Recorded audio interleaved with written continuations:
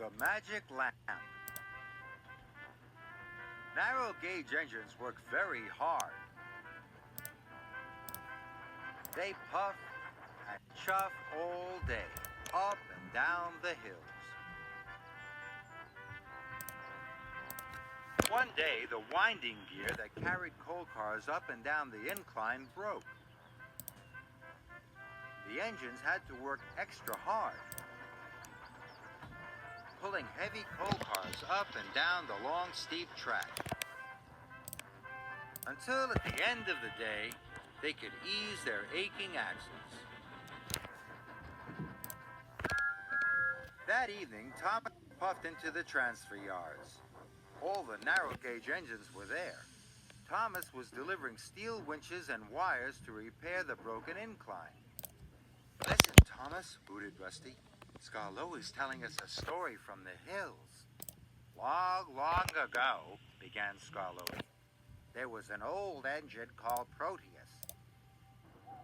His lamp was so bright, you could see it for miles around. Proteus said it was a magic lamp. He promised that if any engine ever found the lamp, their wishes would come true. How would you know it was Proteus's lamp? Asked Duncan.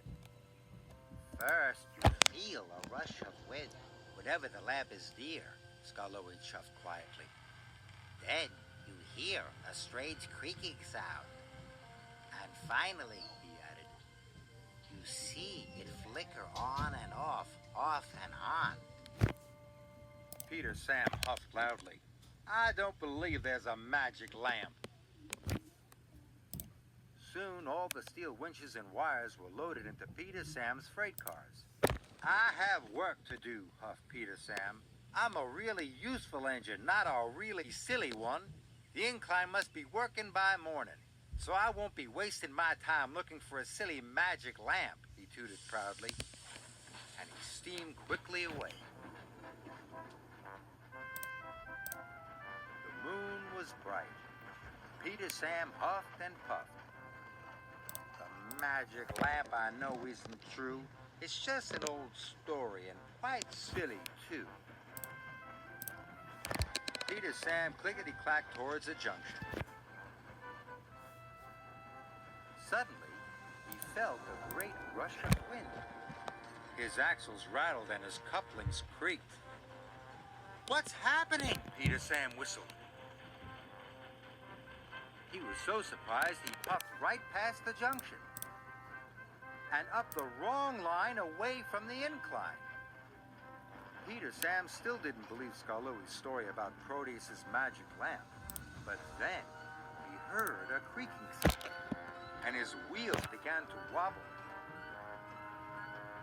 Up ahead, a light flickered off and on and off, and then he saw it. It was just the fogman's lantern. It creaked and croaked as it swung outside his cabin. Peter Sam felt better. He chuffed past. Peter Sam was now even further from the incline. The magic lamp I know isn't true. It's just an old story, and quite silly, too, he huffed quietly to himself. Then, suddenly, there was another rush of wind. Then, a creaking sound. And finally, a flickering light. On and off and on. The wind, the creaking sound, and the flickering light.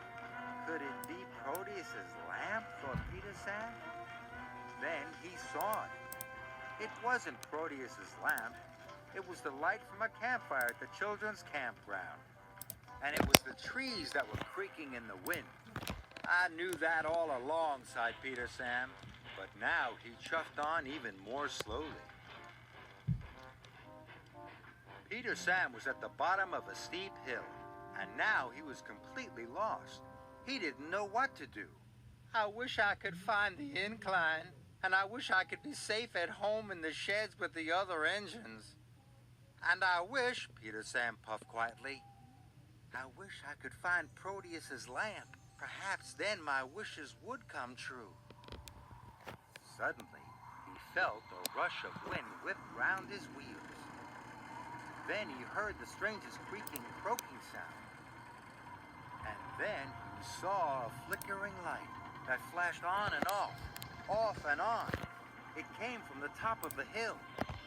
Peter Sam gasped. It must be Proteus's magic lamp. He knew he had to go up the hill and find it. The wind whirred and stirred.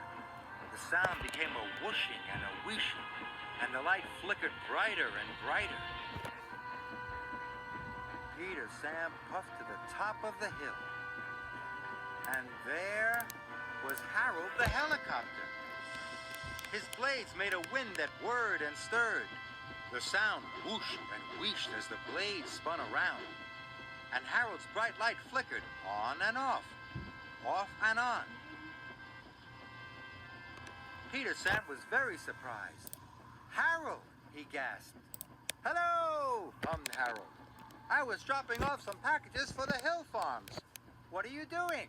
"I'm lost," Peter Sam said, "and I'm going to be very late to deliver the winches and wires to the incline." "No problem, old buddy. I'll show you the way." And Harold took to the air. His strong light shone brightly and showed Peter Sam the right way to the incline.